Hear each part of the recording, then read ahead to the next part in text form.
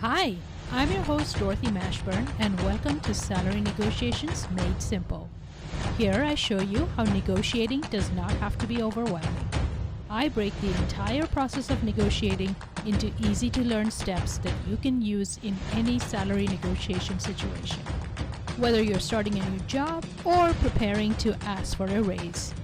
Expect to receive practical, actionable strategies that are based on real-life experiences. I'll be sharing tips that have been proven to work, where professionals like you have netted $10,000 to $40,000 more in compensation. It's payment for the skills you bring. So you need to know how to ask for payment for those skills. Are you ready to learn how to boost your earnings? Let's dive in.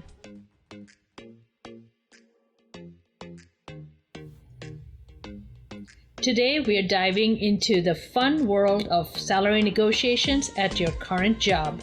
Buckle up, because we're about to challenge the status quo and push the boundaries of what you thought was possible. Let's dive in.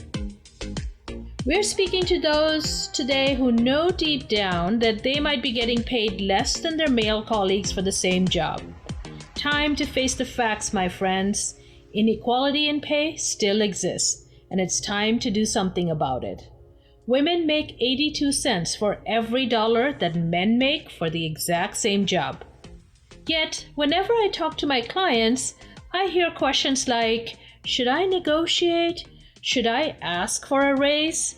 What if my boss thinks I'm greedy? What if I botch the negotiations? Ugh, I hate conflict. Research has repeatedly shown that women do not ask for more or raise their voice when advocating for themselves. And nowhere in the research does it show that women are being held back because they asked for more. Now, please don't get me wrong. There are a lot of double binds that women are still overcoming. Studies have shown that for the same speech, women are seen as brash and aggressive, while men are seen as confident and passionate. I've witnessed the same. For the longest time, I found myself flip-flopping between being too assertive and too quiet. Every time I was rewarded with a label, "You're too meek," or "You're too aggressive." I just couldn't win. Does this sound familiar? Finally, I decided to take a look inside myself and asked, what skills have I learned that I use on a regular basis at work that I can use to help myself? I realized that no one else will come and rescue me. I had the power to change my career story. And so I went to work. I applied my negotiation skills, which, by the way, I had well over the 10,000 hours needed for mastery, and I used those skills all day long to negotiate multi-million-dollar deals for my organization.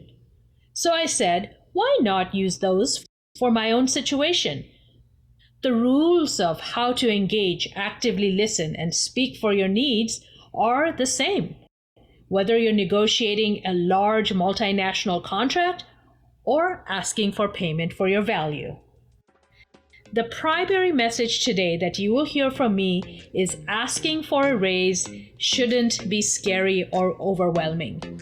There are practical steps that you can take to master this skill, and as long as you have done the preparation and laid the groundwork, you are golden, my friend. First of all, though, you have to embrace the power of preparation. And by this, I don't just mean preparing your speech. I mean preparing your mindset, your pitch, as well as priming your manager so he or she is ready to receive the news. Let's dive into 5 steps that you can implement where you will be surprised to see results right away. Tip number 1, socialize early and don't surprise. Don't leave it until the last minute to just ambush your manager and have the salary increase conversation and then bolt away. Indicate early during the previous budget cycle ideally, or at least during mid-year performance review, that you intend to discuss your salary and career development at the annual performance review time. Do not catch your manager off guard. Instead, let them know ahead of time. well ahead of time. Then at least a month ahead of time, before the exact conversation is supposed to take place, give them another heads up, and maybe even a week prior to it. Just say, "Hey boss, looking forward to our discussion.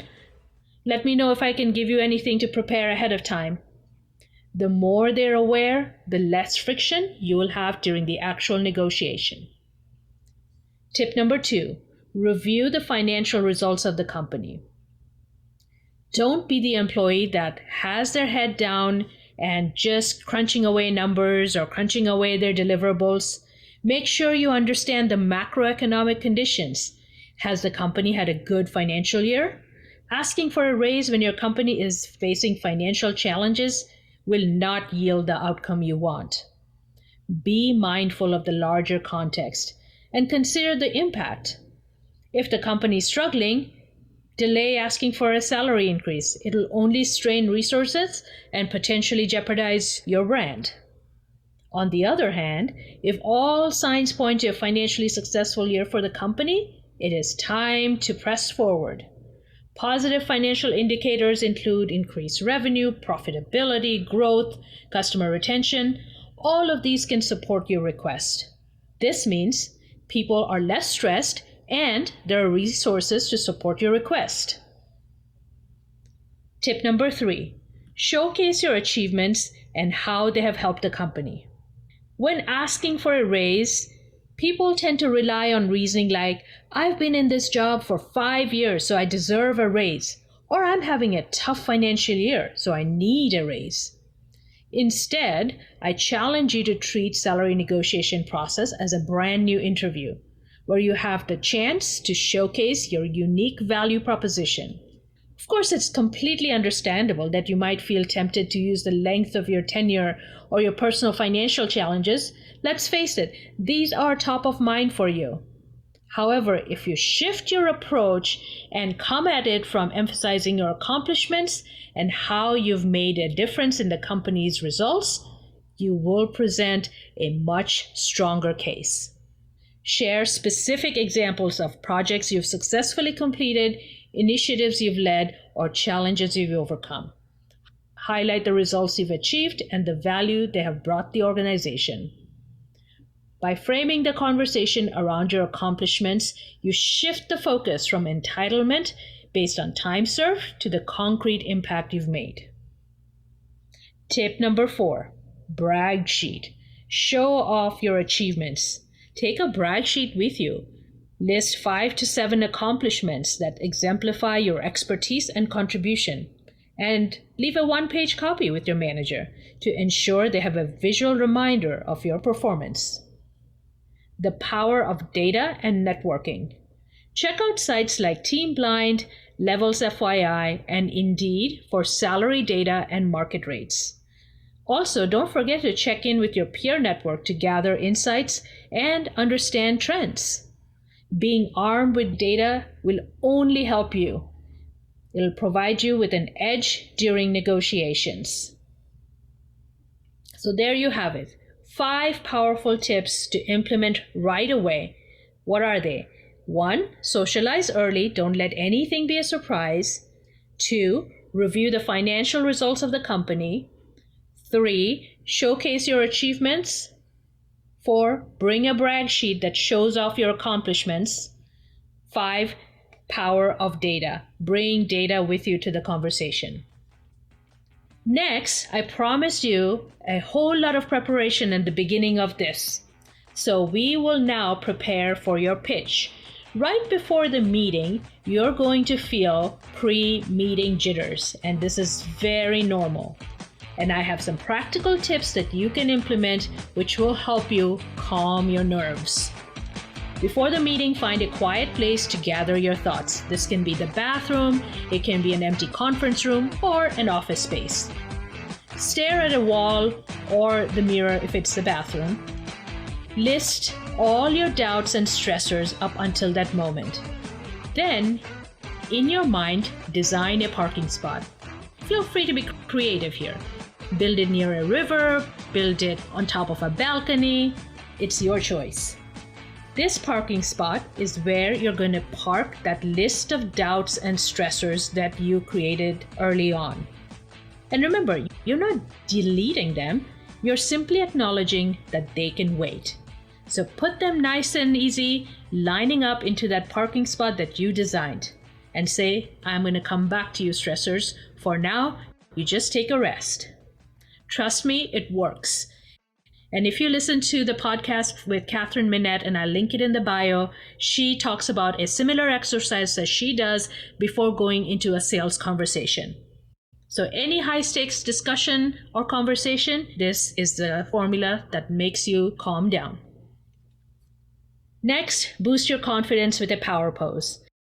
I know viral talk by Amy Cuddy is infamous now because there have been no other studies to support that the Wonder Woman pose works. However, there are studies that show body language does impact your mood. So if you hunch over, that diminishes your mood and makes you feel powerless. Do a short breathing exercise. I call it the 5-5-6. Breathe in for 5 seconds, breathe out for 6, and repeat this 5 times. This will keep your anxiety level in the Goldilocks zone. Excited, but not panicking. During the discussion, speak confidently and back up your words with facts and data. Don't use weak language like I think or maybe we can talk about.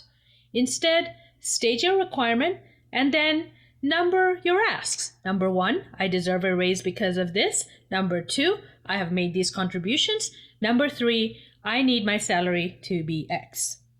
You have done your homework, and now it is time to convince them of your true worth. Once you master the courage to speak up for your worth, you will experience a massive mind shift. Trust me on this. I have gone through it myself. You will show yourself that advocating for what you deserve is not only possible, but it works wonders for your self-confidence. You will walk with a swagger and a newfound pep in your step. You will be ready to take on any other challenge that comes your way. Let me share a story that will hit home for you. Picture this. Sarah, a brilliant financial analyst with an unwavering desire to achieve and deliver results for her company. For years, she harbored doubts and hesitations that prevented her from asking for anything extra for herself. She believed she worked hard and the rewards will duly follow. This does sound familiar, doesn't it? Then one day she stumbled upon a shocking revelation. Her colleague Matt, who performed the same role, earned a staggering $12,000 more.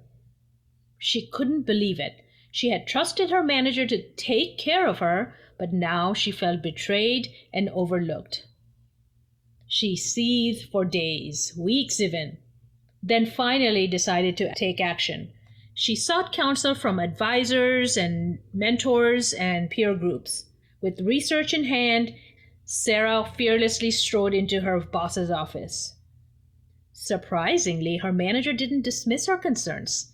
Instead, he took the time to listen. Sarah presented her achievements, and her manager recognized them. And together, they crafted a plan to talk to their HR business partner. With the research Sarah had done, they were able to secure a substantial raise on her behalf. Sarah's surprise knew no bounds. In that moment, she realized that she had allowed self-doubt to confine her potential, and she was resolute to never put herself in that self-confining bounds ever again. We often find ourselves trapped by self-imposed limitations, questioning our own value. Sarah's journey reminds us that we have the power to do something about it. You are not just asking for money, you're fighting for what you deserve. You owe it to yourself to break that social programming that forces you to stay in fear. Competence is great, but we need to add a dash of courage and a whole lot of confidence to the mix in order to forge our career journey to the extent that we want it to. There you have it, my friend. How to ask for a raise during your performance review. First step may not be easy, But with the right mindset, preparation, and a little bit of power posing, you will find your way. Make sure and grab the free negotiations training at DorothyMashburn.com/fight for your worth. Thank you for listening, and bye for now.